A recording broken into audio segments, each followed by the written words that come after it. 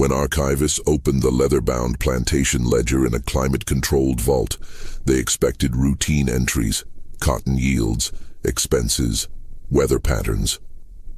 What they found instead was a column of dates spanning 18 years, each marked with a single initial, S, and beside it, descriptions that grew increasingly desperate. Light as cream, read one. Blue-eyed, passed inspection, noted another. Sold north, no questions asked, stated a third. 18 entries, 18 children. One woman's name appeared nowhere in the official records, but her shadow stretched across every page. The last entry, written in a different hand, shaking perhaps or hurried, read simply, "Burned it all. God forgive me." The question historians would spend decades trying to answer wasn't if these children existed. The plantation's financial records confirmed payments, travel arrangements, falsified documents. The question was, why did someone try so desperately to erase her from history, and why did they ultimately fail? The Hartley Plantation in Spotsylvania County, Virginia, sprawled across 1,200 acres of rolling Piedmont land, bisected by a sluggish creek that flooded every spring and dried to a trickle by August. The property had been in the Hartley family since 1768, when Robert's great-grandfather purchased it with money earned through shipping contracts during the colonial period. 3 generations had worked this land, each expanding operations, adding buildings, acquiring more workers to tend the tobacco fields that represented the family's primary income. By 1830, the plantation operated as a small village unto itself. The main house stood at the property's highest point, a 3-story Georgian structure with white columns and 12 rooms, surrounded by formal gardens that required constant maintenance. Behind it, the kitchen building stood separate to reduce fire risk, connected to the main house by a covered walkway. Further back were the smokehouse, the dairy, the laundry building, the weaving house, and the carpentry shop. Beyond these structures stretched 2 long rows of cabins, 20 in total, that housed the plantation's enslaved workforce. 214 people lived and worked on Hartley land in 1830. Of these, 12 were white. The Hartley family, the overseer and his wife, a tutor for the Hartley children, and several hired craftsmen who lived in quarters near the workshops. The remaining 202 were enslaved, ranging from infants to elderly individuals in their 70s, all categorized in the plantation ledgers by age, gender, skill, and assigned value. The system functioned with mechanical precision. Dawn bells rang at 4:30 during planting and harvest seasons, 5:30 otherwise. Field gangs assembled by 5:15, tools distributed, work assignments given. The day's labor continued until dusk, with a brief midday break for the noon meal. House servants followed different schedules, waking earlier to prepare breakfast for the family, working later to serve dinner and clean up afterward. Children under 10 stayed in a nursery area, supervised by elderly women too frail for field work. Those over 10 began learning trades or joining lighter work gangs, gradually building toward full adult labor by age 14. Robert Hartley III, called Young Robert until his father's stroke made him simply Robert, had been groomed for this inheritance since birth. His father, Robert II, believed in proper education for plantation management. Young Robert spent his childhood learning the basics: crop rotation, soil management, market timing, labor allocation. At 16, he was sent to Richmond to study law, not because the family expected him to practice, but because legal knowledge was essential for protecting property and navigating increasingly complex regulations around slavery, debt, and inheritance. Richmond in the 1820s was a city of contrasts. The state capital housed impressive government buildings and wealthy merchants' homes, but also slave auction houses and crowded docks where tobacco and human cargo departed for distant markets. Young Robert lodged with his mother's cousin, a prosperous attorney, and attended classes at a private academy while apprenticing at a law office. He was meant to learn discipline, professional conduct, and the networks that would serve him when he returned to manage family affairs. Instead, he discovered gambling, drinking, and the city's less reputable establishments. His allowance, generous by plantation standards, evaporated in card games and horse races. He borrowed from classmates, then from merchants, then from professional money lenders who charged ruinous interest. By his third year in Richmond, at age 21, he owed over $2,000 to various creditors, a sum that would take his father years to repay, even if tobacco prices remained strong. Robert II knew nothing of this. His son's letters home were cheerful and vague, mentioning studies and social engagements but never finances. The cousin who was supposed to supervise the young man was too busy with his own practice to notice, or perhaps too diplomatic to report the mounting problems.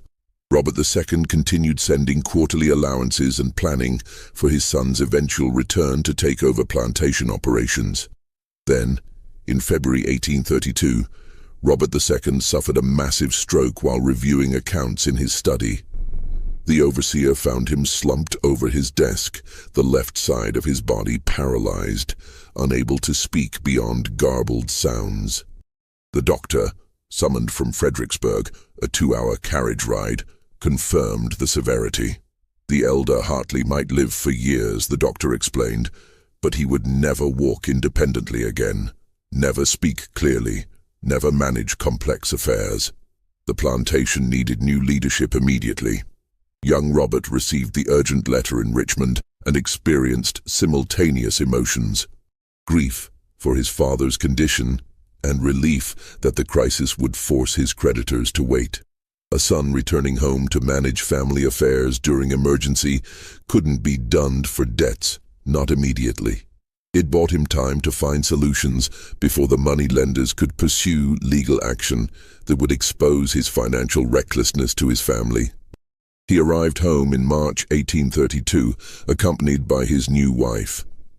Margaret Ashworth had seemed like Providence when Robert met her at a Richmond social function 6 months earlier. She was 17, recently graduated from a Philadelphia finishing school, visiting Richmond relatives for the season. More importantly, she was an heiress. Her father, a Charleston merchant who died the previous year, had left her a substantial dowry, $8,000 in cash, and partial ownership of a Carolina rice plantation that generated annual income. Robert courted her with desperate intensity, seeing in this shy, educated girl the solution to all his problems. Her relatives, distant cousins serving as guardians, were flattered by attention from an established Virginia family and saw no reason to investigate the Hartley finances too closely. The tobacco plantation was real, the family name respectable. They approved the match. Margaret accepted his proposal because she was 17, away from home, and taught that marriage to a landed gentleman represented appropriate feminine success. Robert seemed charming enough during their brief courtship, attentive, educated, from the same social class. She didn't love him, but love wasn't required for a successful marriage. Compatibility and financial security mattered more, her guardians assured her. They married in January 1832, a small ceremony in Richmond. Margaret's dowry transferred to Robert's control immediately, as law required. He paid off his most urgent debts, settled accounts that were approaching legal action, and still had enough remaining to relieve some pressure on the plantation's finances. When his father's stroke occurred weeks later, it almost seemed, some neighbors would later whisper, remarkably convenient timing. Margaret arrived at her new home in March to discover a situation nothing like what she'd imagined. The Philadelphia finishing school had taught her French, piano, needlework, and appropriate conversation for social occasions. It had not prepared her for a Virginia plantation's realities: the casual brutality of the labor system, the isolation from urban society, the suffocating hierarchy that governed every interaction.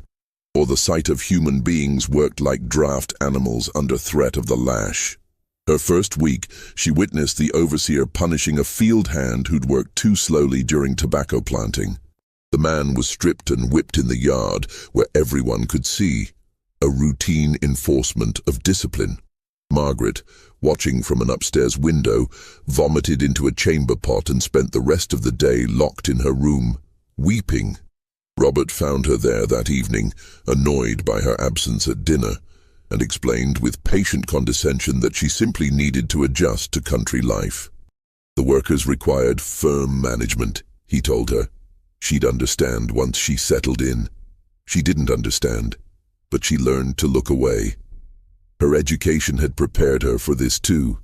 How to maintain appropriate appearances, how to ignore unpleasant realities, how to focus on the narrow sphere of household management and social obligations while leaving the broader world to men's control.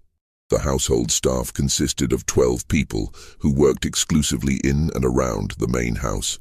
A cook, 2 kitchen assistants, a butler, 3 maids, 2 laundry women, a lady's maid for Margaret, a manservant for Robert, and a boy who tended fires and carried messages. Additional workers came from the fields as needed for heavy cleaning or repairs, but these 12 formed the core domestic staff, sleeping in quarters attached to the kitchen building and the laundry house. Among them was a young woman Margaret's age, 18 when Margaret arrived. The plantation ledgers from that period recorded her only by category and assigned value. House servant, female, age 18, mulatto, value $600, purchased 1828 from estate sale, Maryland origin. Her skills included cleaning, cooking, needlework, and basic literacy, the last unusual and technically illegal to teach, but valuable for household management since she could read recipes and written instructions.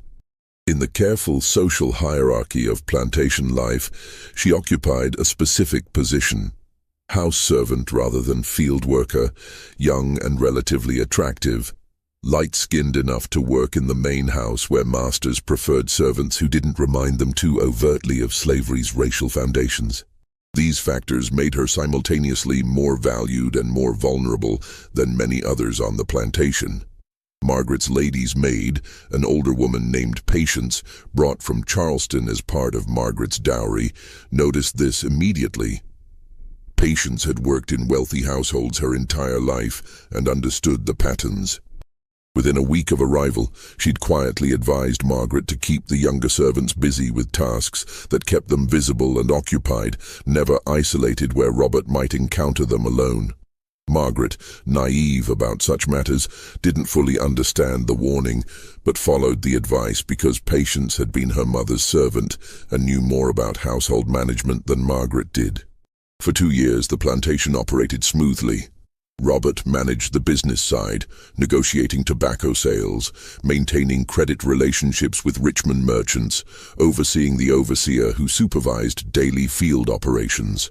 Margaret ran the household, planned meals, managed the domestic servants, handled the social obligations that plantation ownership required.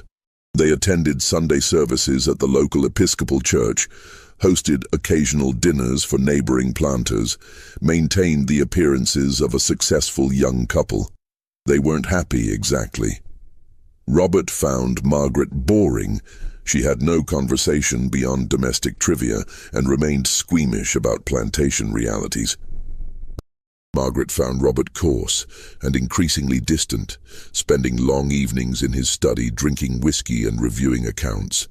But happiness wasn't the goal.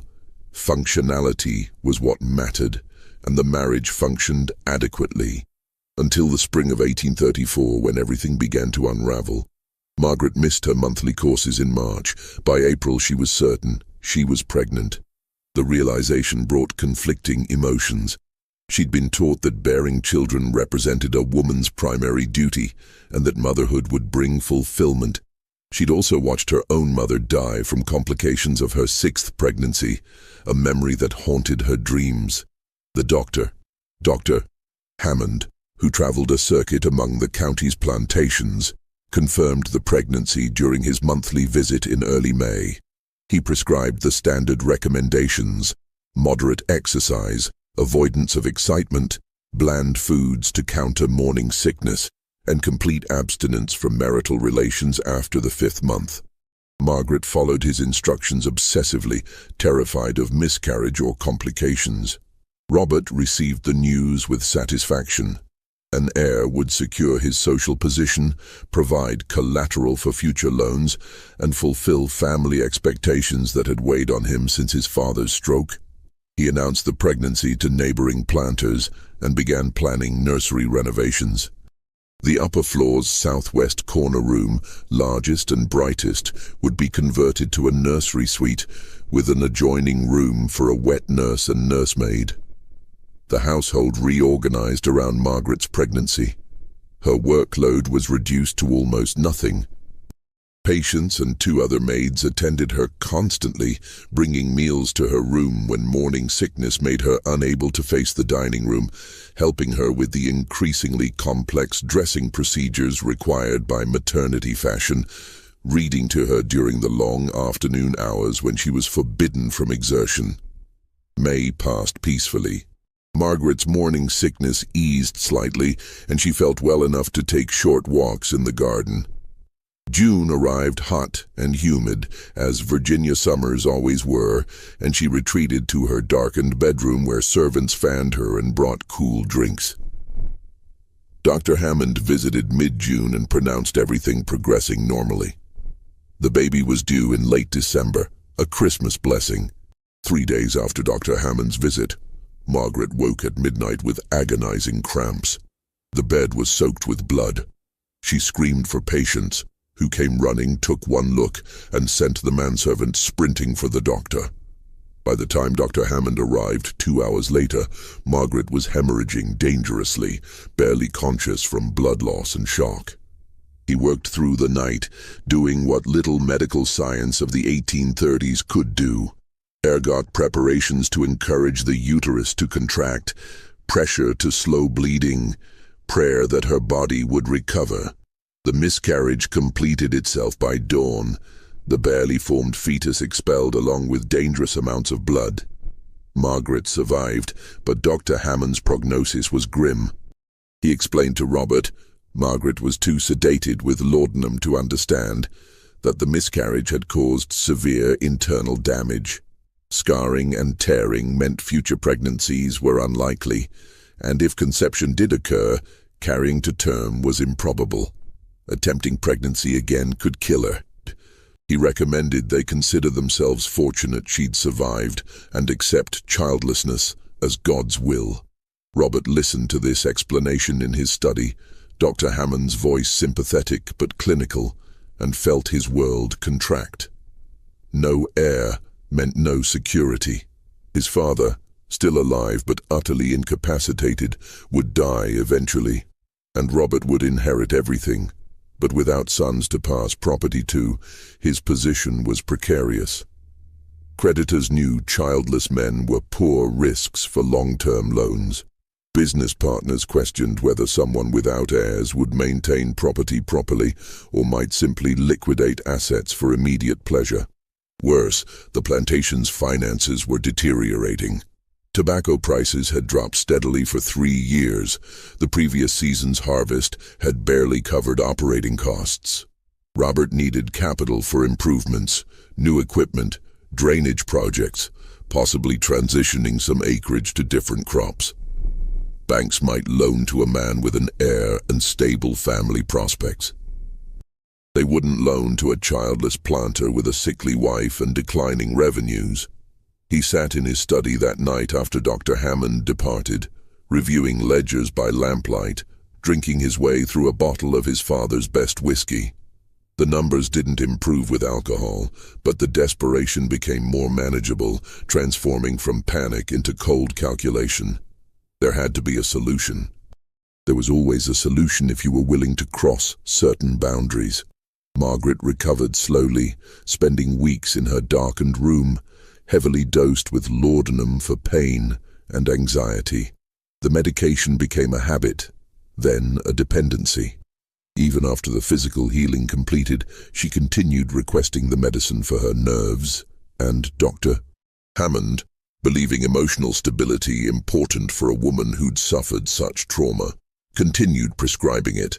She began spending most of each day in a peaceful haze, reading novels, napping, occasionally venturing downstairs for meals, but mostly isolated in her rooms with patience as constant companion. Robert let her retreat into laudanum and isolation. A wife who stayed in her rooms made certain things easier. He'd noticed the young house servant months earlier, of course. You noticed attractive servants the way you noticed well-made furniture, as pleasant features of your environment. He'd had no particular designs on her. His father had taught him that reckless behavior with the household staff created unnecessary complications. Better to visit establishments in Fredericksburg when needs arose, keeping business and pleasure properly separated. But circumstances had changed. His wife was now an invalid. His financial situation was desperate, and he needed an heir by whatever means necessary. The solution that occurred to him, gradually at first, then with increasing clarity as he considered the implications, was both simple and monstrous. She was property. He owned her labor, her time, her body, in the same sense he owned livestock. More importantly, she had the right physical characteristics. Light skin, European features, the ancestry that produced children who might pass inspection if needed. If she bore his child, which biology made entirely possible, that child would likely look white enough to be placed into white society. No one questioned where orphanage babies came from. Childless families desperate for heirs didn't investigate too closely when presented with healthy infants of appropriate appearance. He could solve two problems simultaneously: his need for an heir and his financial pressures. Wealthy families paid well for babies they could present as adopted orphans, children to inherit their estates and carry forward their names. He wouldn't keep the children himself. That would be too risky, too complicated. But he could create them, ensure they had the right appearance, and find appropriate placements for substantial payments. It was reprehensible. It was also practical. And Robert had spent enough time in Richmond's shadier establishments to know that worse things happened regularly without consequence. The trick was maintaining discretion and proper documentation. He began planning in July 1834, still mourning the loss of his legitimate heir, already calculating how to implement this alternative. First, he needed contacts in Richmond who handled delicate adoptions. Second, he needed to ensure the woman's cooperation, or at least compliance. Third, he needed systems for keeping records without creating evidence that could expose him. By August, he'd made inquiries through carefully worded letters to certain Richmond lawyers who specialized in estate matters and adoption arrangements. He learned that, yes, discreet placements could be arranged for infants of appropriate background. The foundling homes asked few questions when babies arrived with substantial donations. Families seeking children were numerous, especially those who'd struggled with infertility or lost children to disease. A healthy white infant was valuable. The woman herself became part of his planning. He reassigned her from Margaret's direct service, where patients watched everything, to more general household tasks: cleaning, laundry, kitchen assistance, whatever kept her busy but not particularly visible. Margaret, sedated and detached, didn't notice or care about staffing changes. Patients noticed but interpreted it as Robert being considerate, removing the young woman from direct contact with Margaret, who might find reminders of servants her own age depressing. By September, Robert had made his decision and began implementation. The specifics of what happened that fall aren't documented in detail. The historical record provides only outcomes. By December 1834, the young woman was visibly pregnant. The plantation ledgers note no explanation, no incident reports, nothing to indicate how or why this occurred. She simply appeared one day with the undeniable evidence of pregnancy, and the household staff adjusted accordingly. She was moved from the main house to a small cabin at the plantation's far edge, normally used for storing tools during winter. The official explanation, given to the overseer and others who might question, was that she'd been compromised by one of the field workers and was being isolated to prevent moral contamination of the other house servants. Such situations occurred occasionally on plantations, handled with varying degrees of cruelty or indifference depending on the owner's temperament. The cabin was 15 feet square, with a dirt floor, a small fireplace, one window, and a door that could be locked from outside. Minimal furniture, a straw-stuffed mattress on a wooden frame, a stool, a bucket for water, another for waste. It was marginally better than the field workers' cabins. She had the space to herself rather than sharing with a family, but it was isolation, imprisonment disguised as pregnancy accommodation. She lived there through the winter, attended occasionally by the plantation's midwife, brought meals twice daily by a woman from the kitchens who was forbidden to speak with her beyond necessary communication. No one visited otherwise. She was invisible, existing in a space literally at the edge of the plantation's social geography, neither part of the household nor the field community. The baby was born in May 1835. The midwife's name was Rachel, age 53, who'd been delivering babies on the plantation for 30 years. She'd brought 2 generations into the world, including Robert himself, though she never reminded him of this fact. Her position gave her marginal privileges, a private cabin, lighter work duties as she aged, some respect from the community she served. She used these privileges carefully, never overstepping, always aware that even her specialized skills didn't make her truly safe.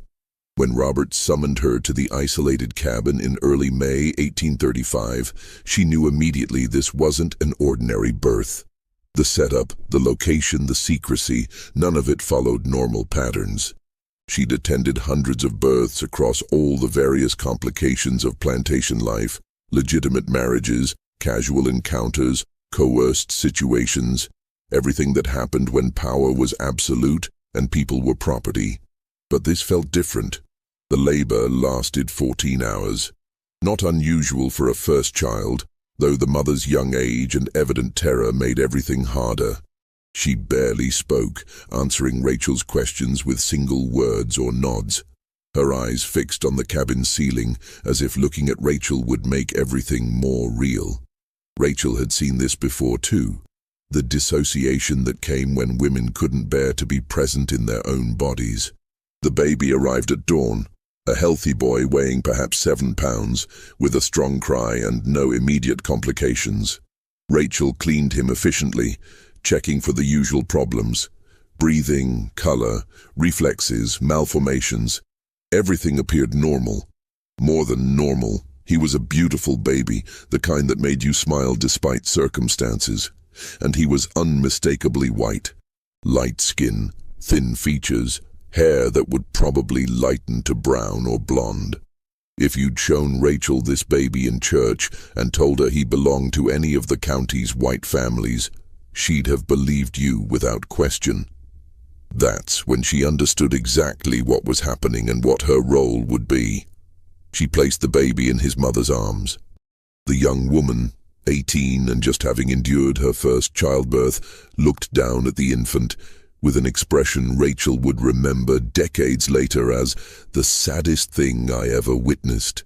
Not rejection, not even the complicated resentment that sometimes appeared in births that resulted from violence. Just profound, absolute sadness, as if she could see the future and knew exactly how this story would end. "He's healthy," Rachel said quietly, because someone needed to speak. "Strong. He'll do well." The woman said nothing, just held the baby for those first few minutes, studying his face like she was memorizing it. Rachel left them alone and went to report to Robert, who'd been waiting at the main house. She found him in his study, ledgers spread across his desk, pen in hand. He looked up when she entered, and she saw in his eyes that he'd been planning this moment for months. "Well?" he asked. "Healthy boy," Rachel reported. "No complications." And the appearance? There it was, the question that confirmed everything. Rachel had been practicing her answer, keeping her voice neutral, professional. Light-complected. Features are acceptable. Robert smiled, genuine pleasure crossing his face. Excellent. Bring him to the house tomorrow evening after dark. There's a gentleman arriving from Richmond who'll handle the arrangements.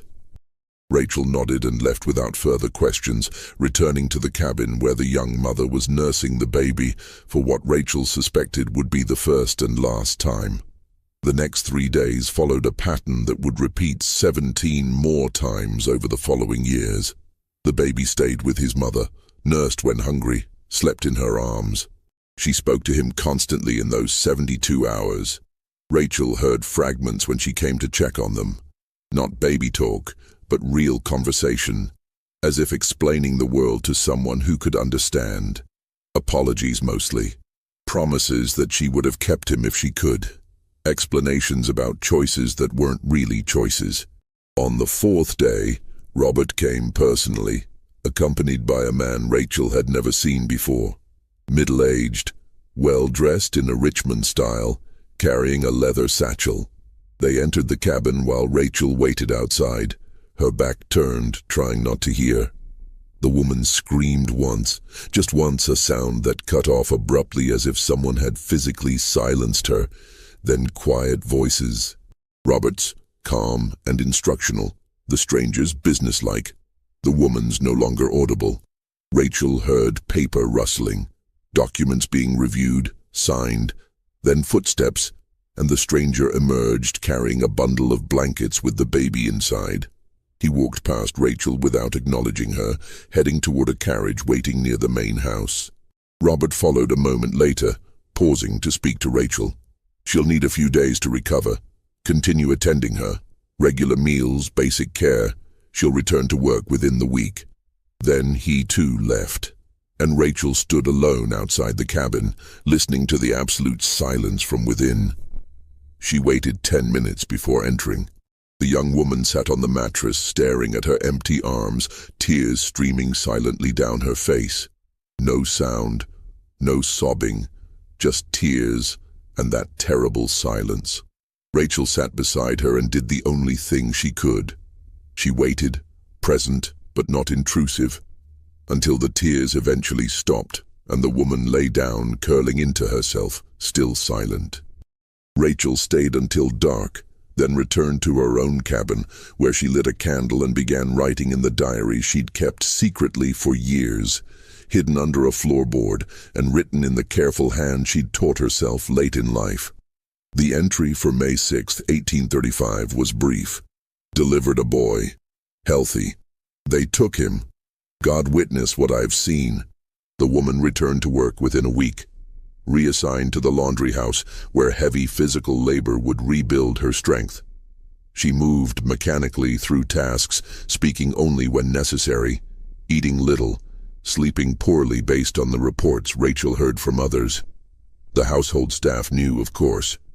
You couldn't hide pregnancy and sudden childlessness from people who lived in close quarters, but no one spoke about it directly. Such conversations were dangerous. Margaret, sedated in her upstairs rooms, knew nothing, or if she suspected, the laudanum made it easy not to think about uncomfortable possibilities. The baby appeared in the Richmond Foundling Home's records that same week. Male infant, approximately 4 days old, healthy, left with substantial donation from anonymous benefactor. The home's director, a practical woman who managed on perpetually inadequate funding, asked no questions about the baby's origins. Anonymous donations were common enough, and this one came with $50, 6 months of operating costs for the home. The baby stayed at the Foundling home exactly 3 weeks. In early June, a prosperous merchant family, the Harrisons, visited looking to adopt. They'd been married 15 years without children, owned a successful dry goods business, and wanted a son to eventually inherit. The Foundling home director showed them several infants, but the Harrisons were immediately drawn to the newest arrival. He was perfect, healthy, beautiful, unmistakably white, young enough to bond completely with adoptive parents. The adoption was finalized within days. Papers were signed, fees paid, and the baby departed to his new life as Thomas Harrison, beloved son of Edward and Catherine Harrison of Richmond, Virginia. He would grow up in comfort, receive excellent education, eventually inherit his father's business, marry well, and father 4 children of his own. He would die in 1897 at age 62, a respected member of Richmond society, never knowing anything about his birth beyond what his parents told him, that he'd been a foundling, chosen specially by parents who wanted him desperately.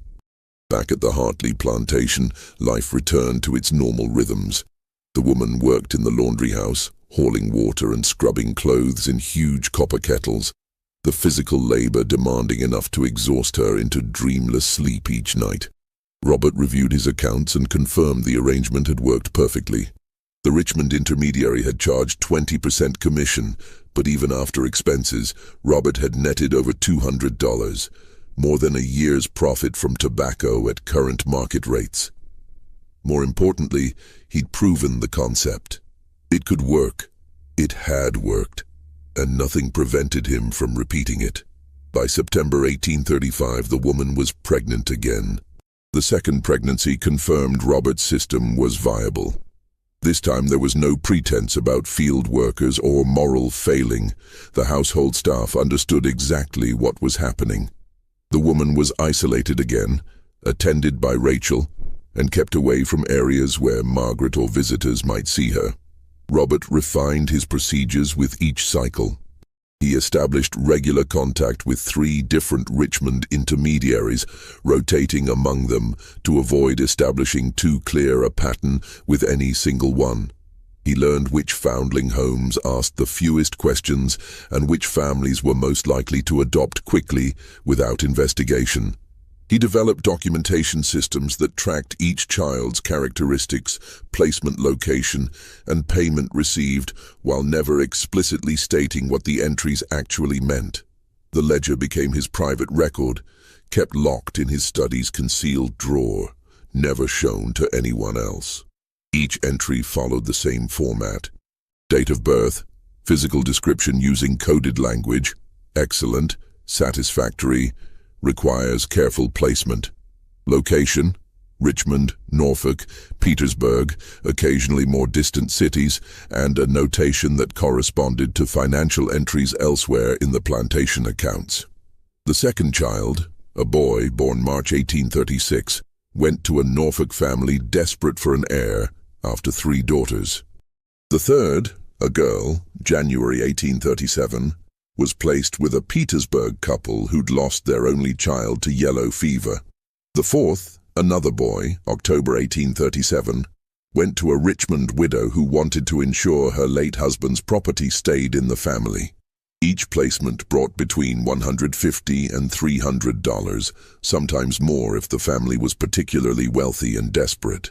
By the time the 5th child was born in August 1838, Robert's financial situation had stabilized completely.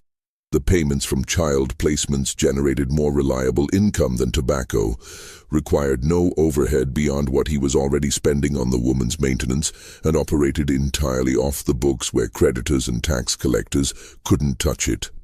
He paid down debts, made deferred repairs on the plantation, upgraded equipment, and even began hosting the social functions that his position demanded. Neighbors saw a successful young planter who'd weathered difficult years through prudent management. No one suspected the source of his recovered prosperity. Margaret remained isolated in her laudanum haze, increasingly disconnected from household operations.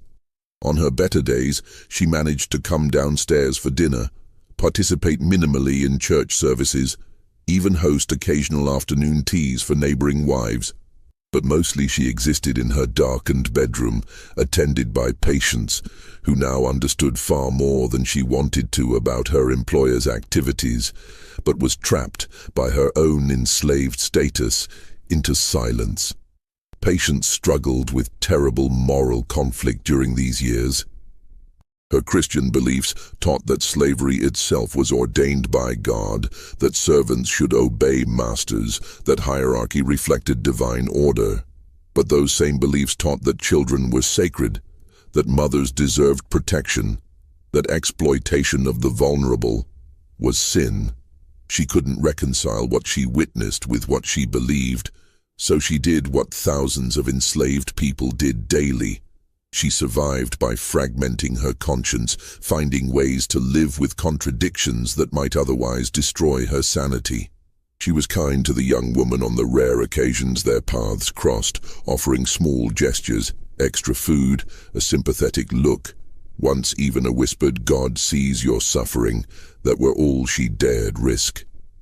She prayed constantly, begging forgiveness for her complicity, asking God to intervene, knowing he wouldn't because he never did in situations like this.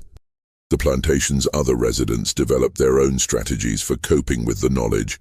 Some convinced themselves it wasn't really happening, that the pregnancies had ordinary explanations.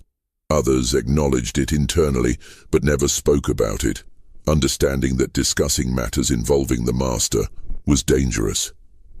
A few actively approved, seeing the woman as somehow fortunate that Robert had chosen her for this role rather than treating her worse, or finding ways to justify anything that kept the plantation economically stable and all of them marginally safer. Human societies are expert at normalizing atrocity when resisting it carries unacceptable costs. Rachel, attending each birth, keeping her secret diary, struggled most of all. Her role made her directly complicit. She delivered these babies knowing they'd be taken away, cared for them in their brief hours with their mother, then watched them disappear forever. She couldn't refuse Robert's orders without risking her own safety and losing the marginal privileges that made her aging bearable. So she continued, making the only moral choice available. She documented everything, writing detailed entries about each birth, each child's appearance, each mother's reaction, creating a historical record that might someday serve as testimony, even if it was currently powerless to stop what was happening. The sixth child arrived in June 1839, the seventh in March 1840, the eighth in January 1841. By now the routine was mechanical. Isolation during pregnancy, attended birth, 3 days together, removal, recovery, return to work. Repeat. The woman, still unnamed in most records, still designated only by category and initial, endured each cycle with increasingly visible emotional devastation. Rachel's diary entries from this period noted her deteriorating mental state. "She doesn't speak anymore," read one entry. "Won't meet anyone's eyes," stated another. "Moved through labor like she wasn't present in her own body," described a third. But her physical resilience remained remarkable. Despite repeated pregnancies and the physical toll they took, she survived, recovered, continued. Robert tracked this too, noting in his private ledger which children were born more easily, which deliveries caused complications, adjusting his timing to allow adequate recovery while maximizing production. He approached it like livestock breeding, calculating optimal intervals between pregnancies to maintain the woman's viability as long as possible. The ninth child, born in late 1841, marked a subtle shift in the pattern. Rachel's diary noted, "The baby came quickly, healthy boy, but she didn't cry this time. Didn't speak to him either. Just held him and stared, like she'd already left her body." Something had broken in the woman, some capacity for emotional response that had sustained her through previous births. Robert noticed this too, though his concern was purely practical. A woman too damaged to cooperate could become a problem. He instructed Rachel to ensure she received adequate food and rest, even assigned lighter work duties temporarily, treating her like valuable equipment that needed maintenance to continue functioning. The 10th child arrived in August 1842, the 11th in June 1843, the 12th in March 1844. By now, the woman was 33 years old and had been enduring this pattern for 9 years. The physical toll was becoming visible: premature aging, chronic health problems, the accumulated damage of 12 pregnancies and childbirths with only basic medical attention. Rachel's entries grew increasingly worried. She's getting weaker. This birth was difficult. I don't know how many more times her body can do this. But the financial incentive remained compelling. Robert's plantation was now among the most prosperous in the county, his credit restored, his social position secure. He'd married off 2 of his younger sisters to well-placed men, using generous dowries that the tobacco business alone couldn't have funded. He'd purchased additional land, expanded operations, built a new tobacco barn, all funded partially through legitimate business and partially through the invisible income generated by a woman in a distant cabin who gave birth to children that didn't exist in any official accounting. The 13th child, born in January 1845, finally represented a setback. The baby was a girl, but her skin tone was slightly darker than Robert preferred, and her features were less clearly European. She stayed at the foundling home for 5 months before a placement could be arranged, and even then, the adopting family was less prestigious, a rural farming couple rather than urban merchants or professionals. Robert's payment reflected this: only $75 instead of his usual $200 to $300. The ledger entry for this child was annotated with unusual detail. Placement difficult, features less satisfactory, pricing reduced, must ensure future products meet standards. The dehumanization was complete. He'd stopped thinking of these babies as children and saw them purely as commodities whose value depended on appearance. Margaret died that spring, her system finally succumbing to years of laudanum dependency. She simply didn't wake one morning, her heart quietly stopping during sleep. The doctor listed heart failure due to nervous exhaustion, which was accurate enough.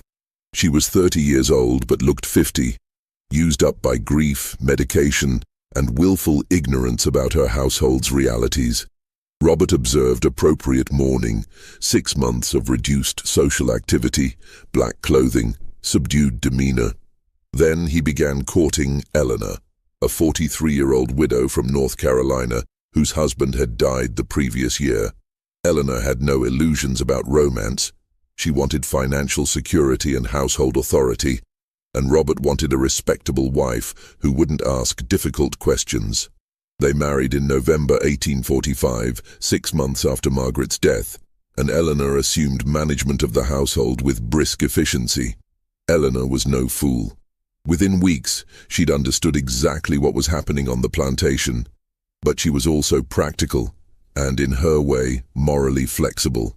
She'd grown up in the plantation system, had managed enslaved workers her entire adult life, and had long ago made peace with the moral compromises required for comfort and security.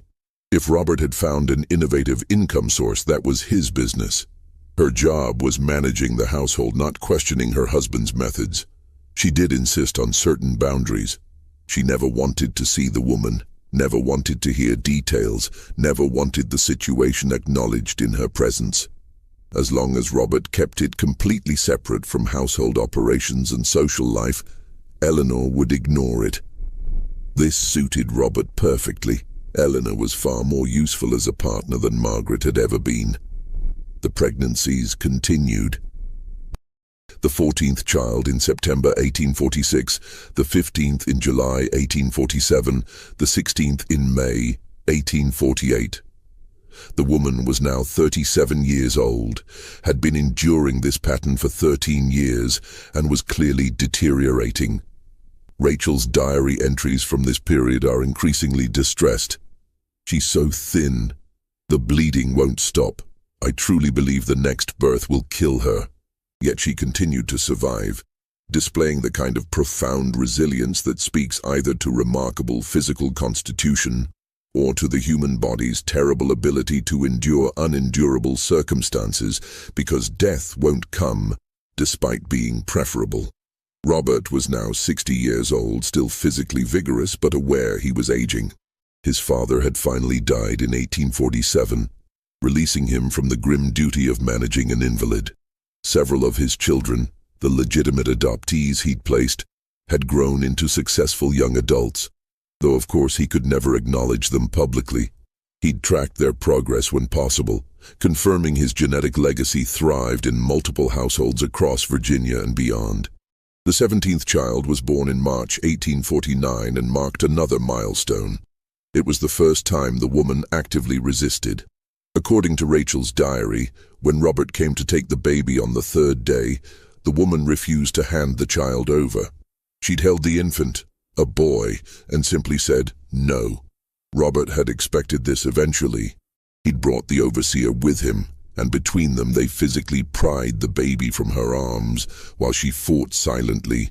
No screaming, just desperate physical resistance that ended when the overseer struck her hard enough to daze her.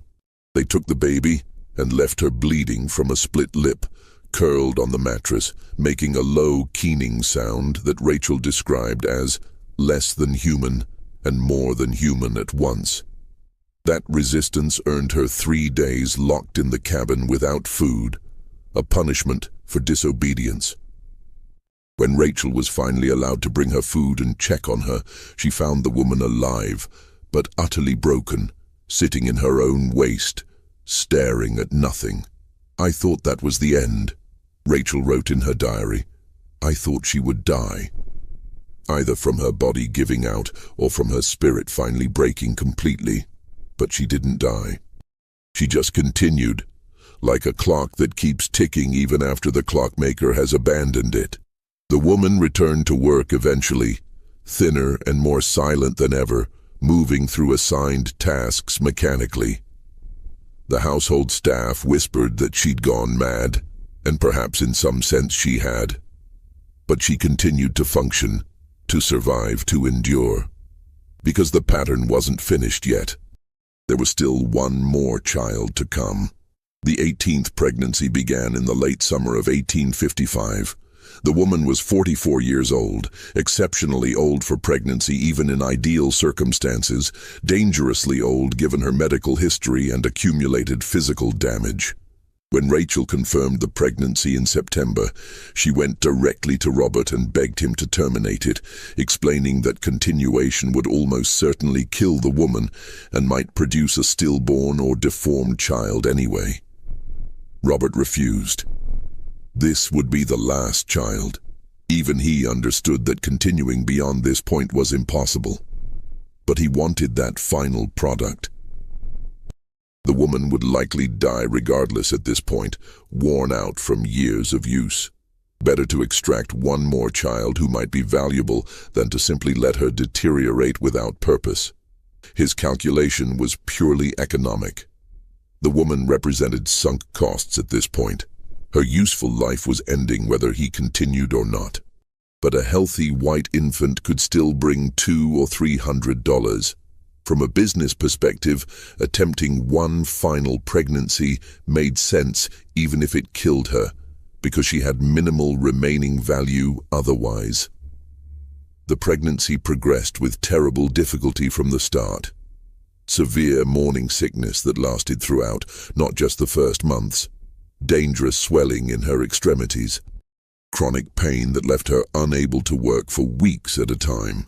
Rachel's diary entries became increasingly desperate, describing a woman whose body was actively failing. She can't keep food down. The swelling is so severe her skin is cracking. She has fever that won't break. In March 1856, 3 months before the baby's due date, Rachel went to Robert again, this time bringing Eleanor with her. Together they argued that the situation was medically dangerous, that continuing risked not just the woman's life, but potentially a stillborn child, and that common sense dictated terminating the pregnancy. Eleanor, practical as always, framed it in financial terms.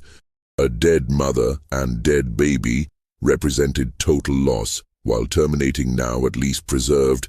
Well, she trailed off, because there really wasn't anything to preserve at this point.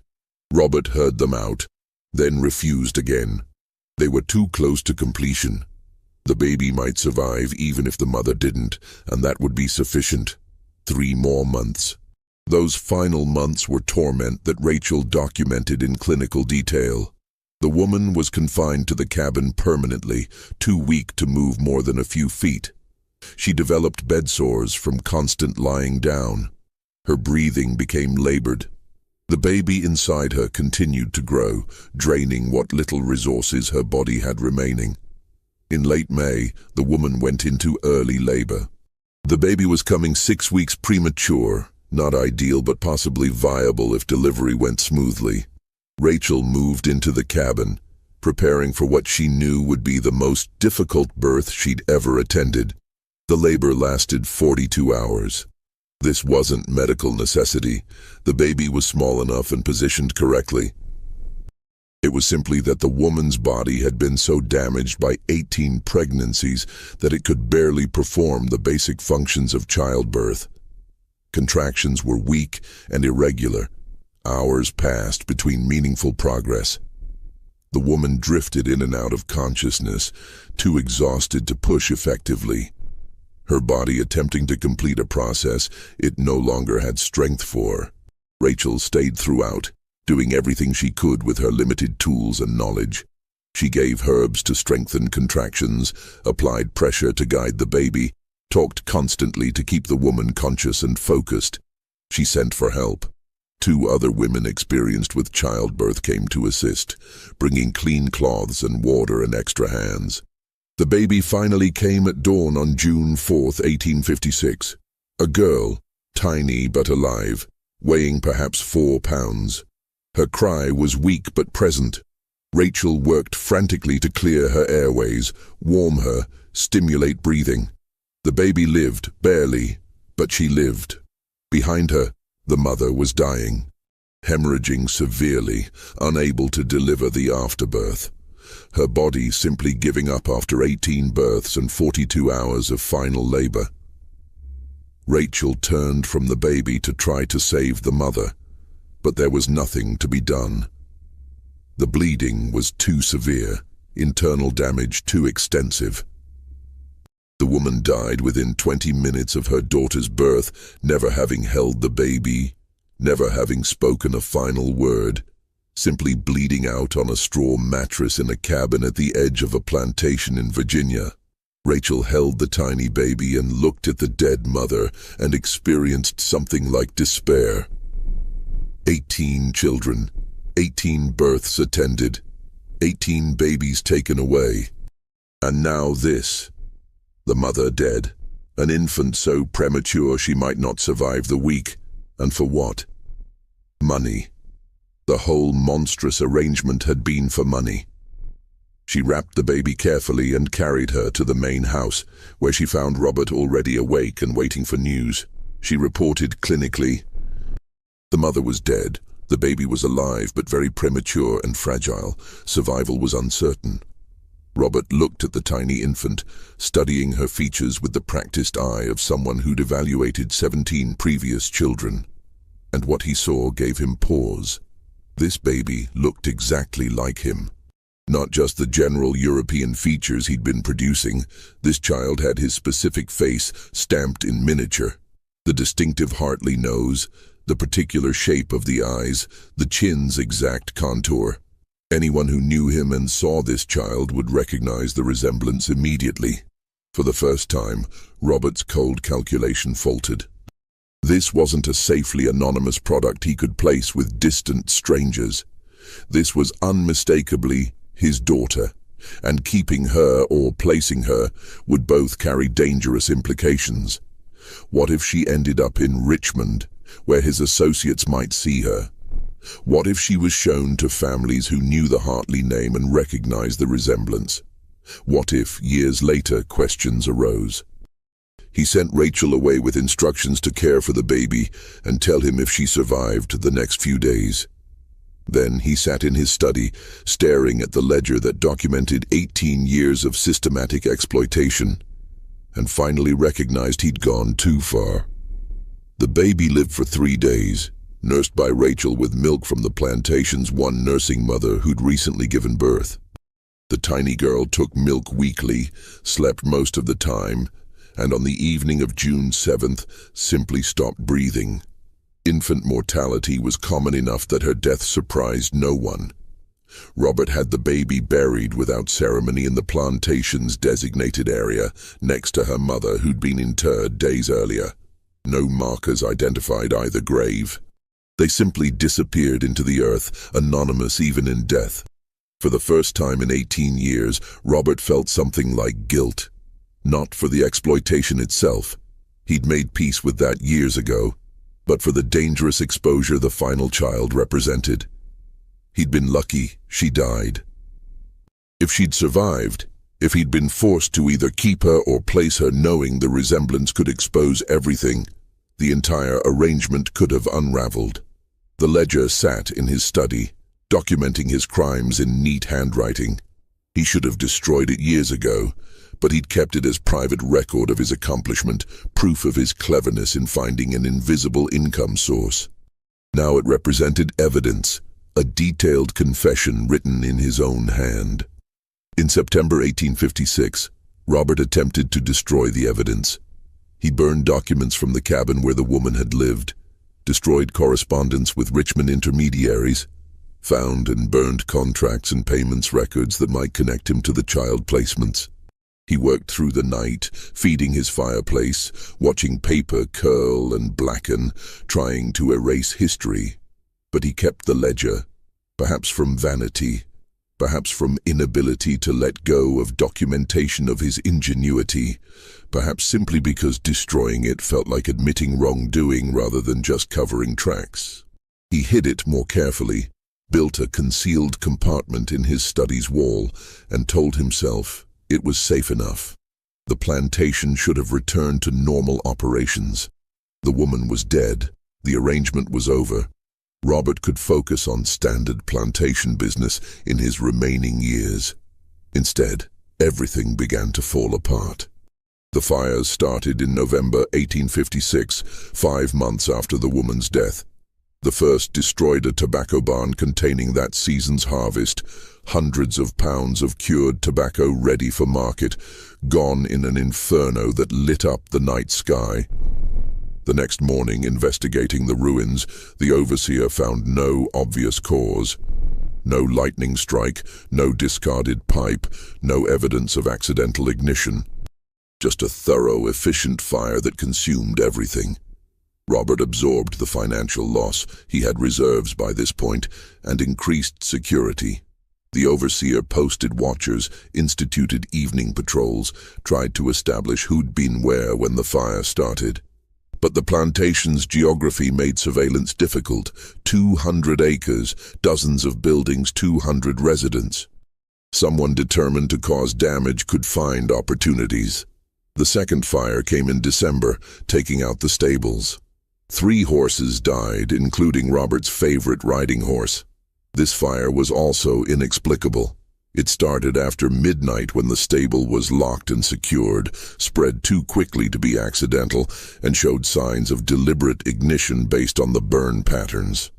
January brought the third fire, this one damaging the main house's east wing. Only quick action by household staff prevented it from spreading to the entire structure, and even so, 2 bedrooms were destroyed and smoke damage affected much of the upper floor. Eleanor, who'd been sleeping in the west wing, was shaken enough to demand explanations Robert couldn't provide. The pattern was undeniable. Someone was systematically destroying plantation infrastructure. The question was who and why. Robert interrogated servants, field workers, everyone he could identify who might have grievance or opportunity. The overseer used violence, trying to extract confessions. No one admitted anything. The fires continued, supplemented now by other sabotages. Tools breaking mysteriously, supplies spoiling, fences collapsing, livestock escaping or dying from unexplained causes. The plantation's operations deteriorated. Field work suffered as workers were pulled for security duty. Expenses mounted as Robert replaced damaged equipment and buildings. The overseer, frustrated and frightened, became increasingly brutal, which only made the remaining workers less cooperative. A cycle of violence and resistance developed that made the situation progressively worse. By March 1857, Robert's financial reserves were depleting. The tobacco business had been mediocre for years anyway, sustained only by the secret income from child placements. Now, with that revenue ended and sabotage destroying property faster than tobacco could fund repairs, he faced the prospect of actual bankruptcy. Eleanor had a stroke in April, milder than what had afflicted Robert's father, but enough to leave her right side weakened and her role as household manager compromised. She needed constant care, which meant additional servants pulled from other duties, further disrupting operations. The plantation was collapsing, and Robert couldn't understand why. He'd treated his workers no worse than any other planter. Yes, he'd used one woman for his purposes, but that was hardly unusual. Such arrangements occurred on plantations throughout the South. Why was his workforce now in open, if undeclared, rebellion? What Robert didn't understand, what he couldn't understand from his position of absolute power, was that the woman in the distant cabin had been visible to her community in ways he'd never noticed. The other enslaved people had known her before her years of isolation. They'd watched 18 pregnancies. They'd known when babies disappeared. They'd understood exactly what was happening and had been powerless to stop it while she lived. But now she was dead, and the covenant that bound them to compliance, the desperate hope that cooperation might bring marginal safety, had dissolved. Robert had demonstrated that cooperation meant nothing. Compliance guaranteed nothing. She'd given him 18 children and died for the effort, receiving no protection, no mercy, nothing but exploitation until her body finally failed. If cooperation brought no safety, then why cooperate? The fires, the sabotages, the small resistances, these weren't organized rebellion in any formal sense. There was no conspiracy, no planning meetings, no identified leadership. Instead, it was spontaneous, distributed resistance. Individuals and small groups independently deciding they'd reached limits and beginning to push back in whatever ways they could, without obvious exposure. A fire here, a broken tool there, livestock accidentally released, supplies carelessly allowed to spoil. None of it traceable to specific individuals, all of it adding up to systematic destruction of the plantation's operational capacity. Robert tried everything to restore order. He increased punishments, offered rewards for information, made speeches about shared interests and appropriate behavior. Nothing worked. The plantation's workforce had collectively, silently decided that his authority no longer held force, and there was nothing he could do to restore it without violence so extreme it would destroy the labor force he needed. In June 1857, Eleanor died, officially from complications of her stroke, though timing suggested possibly more sinister causes. Unexplained deaths occurred on plantations. Poisons were available to those who worked in kitchens and new plants. Proving cause of death was nearly impossible with 1850s medical knowledge. Eleanor simply weakened over several days and died, and the doctor saw nothing definitively suspicious, even if he had private suspicions. Robert was alone now, 61 years old, managing a collapsing operation, increasingly paranoid and isolated. His father was dead. Both wives were dead, he had no acknowledged children, and the plantation that represented 3 generations of family legacy was disintegrating around him. He spent more and more time in his study, drinking heavily, reviewing ledgers that documented his various failures and crimes. The secret ledger came out of its hiding place, and he spent long nights reading through 18 years of entries, 18 children's brief existence documented in business-like notation. What had he accomplished? Financial security that was now evaporating. Social position that meant nothing if the plantation failed. A genetic legacy scattered across Virginia in children who'd never know his name. And one woman dead at 44, used up completely, buried without a marker in ground he'd owned. Had it been worth it? The question haunted him in those long night hours. By any practical calculation, yes. He'd generated substantial income, weathered financial crisis, maintained his position. But something about the final child's death, or the woman's silent endurance through 18 births, or perhaps just the accumulation of consequences now destroying everything he'd built, made him question whether cleverness and success were the same thing. The final ledger entry was written in September 1857 during one of these drinking sessions. His handwriting, normally precise, shook across the page. Burned it all. God forgive me. He had tried to burn the evidence, though incompletely. He destroyed the cabin where everything had happened, watching it burn and feeling something like catharsis. He'd found and burned other documents, letters, records. But he kept the ledger, unable to destroy the final testimony to what he'd accomplished. The plantation records show increasing disorder through September 1857. Entries became erratic. Calculations didn't balance. Paranoid notes appeared in margins. Robert was deteriorating mentally, his world collapsing, his certainties dissolved. He died on October 15, 1857, found at his desk by the manservant who brought morning coffee. Heart failure, the doctor ruled, which was true in the medical sense. His heart had stopped.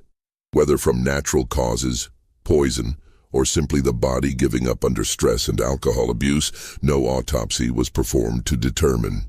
Robert was buried in the family plot with appropriate ceremony, eulogized as a respected planter who'd maintained family legacy through difficult times.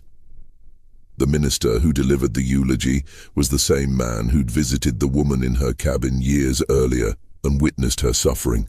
He spoke about Robert's life, his accomplishments, his standing in the community. He did not mention that every word tasted like ash in his mouth. The plantation passed to a distant cousin who arrived to find operations in complete chaos. 60 of the 200 enslaved workers had already escaped, taking advantage of the disorder to flee north.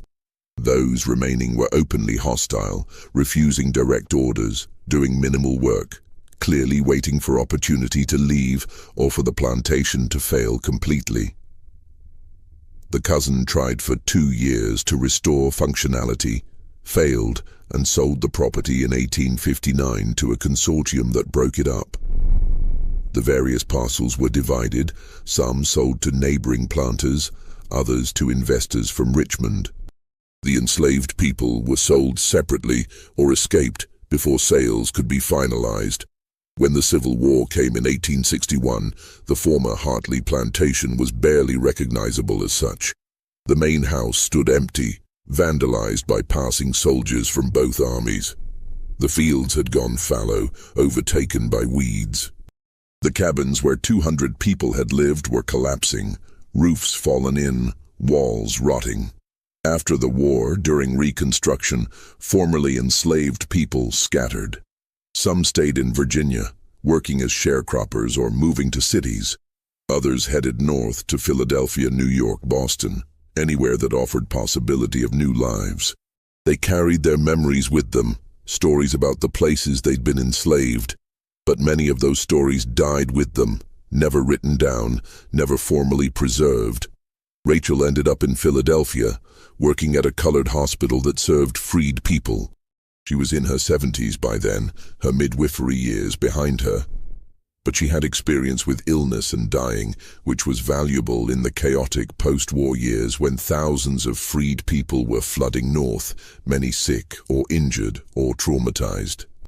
It was in Philadelphia in 1889, approaching 85 and knowing she was dying, that Rachel finally decided her diary needed to become public testimony. She'd kept it secret for 40 years, hidden and private, documentation of horror she'd witnessed but couldn't prevent. Now, with her life ending and slavery itself officially abolished, She sent the diary to an abolitionist newspaper that still published. The paper ran excerpts over 3 issues in the fall of 1889. The response was mixed. Some readers were horrified, demanding investigations. Others dismissed it as exaggerated or falsified anti-Southern propaganda. A few argued that, even if true, it described practices that were now illegal and thus irrelevant to current conditions. The minister who'd known the Hartley Plantation also published his memoirs in the 1890s, including careful descriptions of what he'd witnessed there. He was vaguer than Rachel. He'd seen less and understood less, but his testimony corroborated key elements of her account. Academic historians began investigating in the early 1900s, cross-referencing Rachel's diary with plantation records, church documents, county records, foundling home logs. The pattern emerged gradually: 18 children, 1 woman, systematic exploitation over nearly 20 years. The Hartley Plantation ledger surfaced in 1931, discovered in an estate collection being processed by a university archive. The graduate student who found it recognized immediately that the coded entries corresponded to Rachel's descriptions. Combined documentation finally proved definitively what had happened. The dates matched, the numbers aligned, the system Rachel had described was confirmed by Robert's own meticulous records. Genealogical research began in earnest in the 1940s, trying to trace the 18 children. 12 were identified through various records: birth dates matching foundling home admissions, adoption records, marriage and death certificates, census data. The researchers built family trees, showing that these 12 children had lived ordinary lives, married, had children of their own, died peacefully decades later. Their descendants, and by the 1940s there were dozens, mostly had no idea about their ancestry. A few families, contacted carefully by researchers, were shocked to learn their respected grandparents or great-grandparents had been born into circumstances they'd never imagined. Some embraced the historical truth, recognizing it explained family mysteries. Others rejected it entirely, insisting researchers were mistaken or malicious. The 6 untraced children simply disappeared into history's vast anonymity. They may have died young, been poorly documented, or successfully hidden their origins so completely that no documentary trail survived. As for the woman herself, the one who'd endured everything, the one whose body had produced 18 children, the one who died at 44 in a cabin at Plantation's edge, her identification remained uncertain. Rachel's diary called her S, suggesting Sarah. Plantation ledgers used various designations but never a full name. The 1850 census listed an unnamed woman of appropriate age and category. In the 1940s, researchers found one promising lead: a man in Detroit whose grandmother had escaped Virginia during the Civil War and told stories about a woman on the Hartley Plantation named Sarah, who carried her grief quiet and her rage quieter. But third-hand testimony across 80 years couldn't constitute proof, and no confirming documentation ever emerged. Sarah, if that was her name, remained as anonymous in history as she'd been forced to be in life. Her grave, unmarked and unrecorded, was somewhere on property that had been subdivided and redeveloped multiple times since 1857. Nothing physical remained. The academic papers published in the 1950s and 60s analyzed various aspects of the case. Economists studied the illegal adoption market's functioning. Medical historians examined the implications of 18 pregnancies with 19th century medical care. Psychologists considered the trauma's effects. Legal scholars debated whether any retroactive prosecution could be attempted. The case became a footnote in slavery histories, notable for its systematic nature and unusual documentation, but certain questions remained unanswered. The fires and sabotages of 1856-57 Were they coordinated revenge or coincidence? Did the enslaved community deliberately destroy Robert's operations in response to Sarah's death? The timing was suggestive, the results clear, but proof remained elusive. Some historians argued yes, the pattern was too deliberate to be accidental, the timing too precise. Others countered that attributing it to coordination might romanticize resistance in ways that imposed modern perspectives on historical actors who faced impossible constraints. Perhaps it didn't matter. Perhaps what mattered was that Sarah endured, survived as long as possible, and that after her death, the system collapsed. Whether through deliberate action, spontaneous resistance, or simply the accumulated weight of exploitation finally exceeding what structure could bear. The plantation that had consumed her couldn't sustain itself after her death. The Hartley Plantation site is now a shopping center in Spotsylvania County, Virginia. A historical marker mentions it was once a tobacco plantation operated by the Hartley family from 1768-1859, notes it was seized during the Civil War, and describes its later development. Nothing on the marker suggests the darker history beneath the parking lot's asphalt. The ledger resides in a university archive's climate-controlled vault, available to researchers by appointment. The pages are fragile, the ink fading, but Robert's handwriting remains legible. 18 entries documenting 18 children, each born to a woman whose name he never recorded, each taken away 3 days after birth, each representing a sum of money and a small piece of his genetic legacy scattered across Virginia. Rachel's diary is preserved in a different collection, her later pages marked by shaking handwriting and occasional smudges that might be tear stains. She'd written knowing her testimony might be the only justice Sarah ever received, the only acknowledgement that her suffering had been witnessed and mattered. The woman herself, Sarah, remains a gap in history. A person reduced to an initial in someone's ledger, her humanity stripped so completely that even recovering her name became impossible. She lived, endured, bore 18 children into a world that would never acknowledge her as their mother, and died at 44, buried without marker or ceremony. The 18 children lived their lives, raised families, died without knowing they'd been commodities before they were people.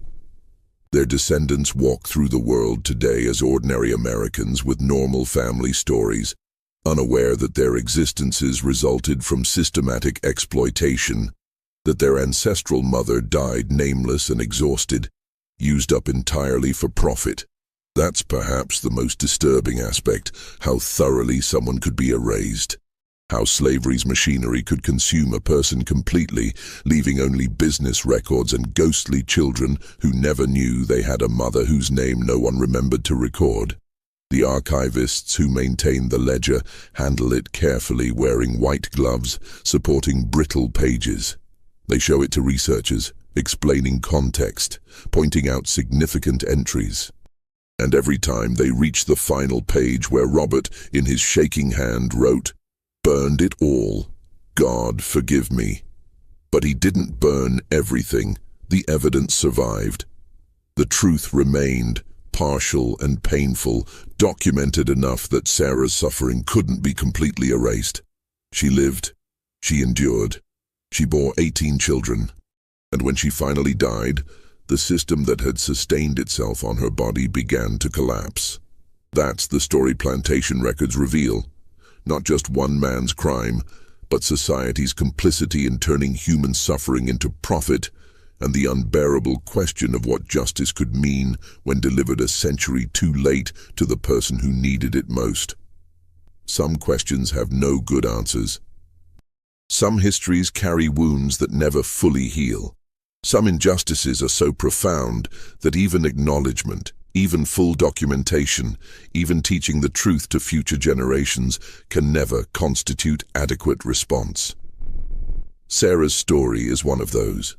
The ledger proves she existed, proves what happened to her, proves the 18 children she bore. But proof isn't justice.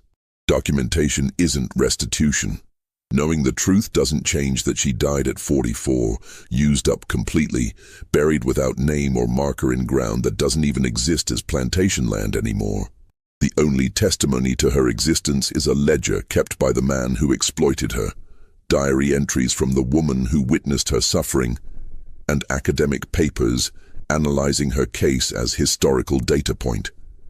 She left no words of her own, no direct testimony, nothing but the biological legacy of children who never knew her and the negative space where her humanity should have been recorded. History is full of such absences, people whose lives mattered profoundly, but whose names and stories disappeared because the systems that oppressed them controlled the records. Sarah's story survived only because Robert was meticulous enough to document his crimes and Rachel was brave enough to testify despite risks. How many other stories didn't survive? How many other women endured similar exploitation without anyone recording it? Without even the minimal documentation that Robert's business calculations provided? How many children exist today with no idea their ancestors were born into circumstances like this? Those questions hang over the archive where the ledger rests, over the shopping center where the plantation once stood, over the entire historical record of American slavery. For every documented case like Sarah's, dozens or hundreds or thousands of similar stories were lost completely, leaving no evidence beyond the children themselves, scattered, anonymous, unknowing. That's the final horror. Not just what happened to Sarah, but the recognition that her story survived only by accident and that countless others like her disappeared so completely that we don't even know enough to ask about them. The ledger remains in its vault. Rachel's diary stays in its collection. Researchers continue analyzing, students continue studying, descendants continue discovering uncomfortable truths about their family histories. And somewhere in Spotsylvania County, beneath a parking lot where shoppers load groceries into their cars, Sarah lies in an unmarked grave next to her 18th child, both of them anonymous even in death. Testimony to exploitation so systematic that only meticulous business records and one midwife's conscience kept them from disappearing entirely from history. That's the legacy. That's what the plantation records reveal. That's the truth that survived Robert's attempt to burn it all. Sarah existed. She endured. She matters, even though the system that destroyed her tried to ensure she'd be forgotten. Her name was probably Sarah. She bore 18 children. She died at 44. And she will not be forgotten because some truths are too important to let disappear, no matter how thoroughly their perpetrators try to erase them.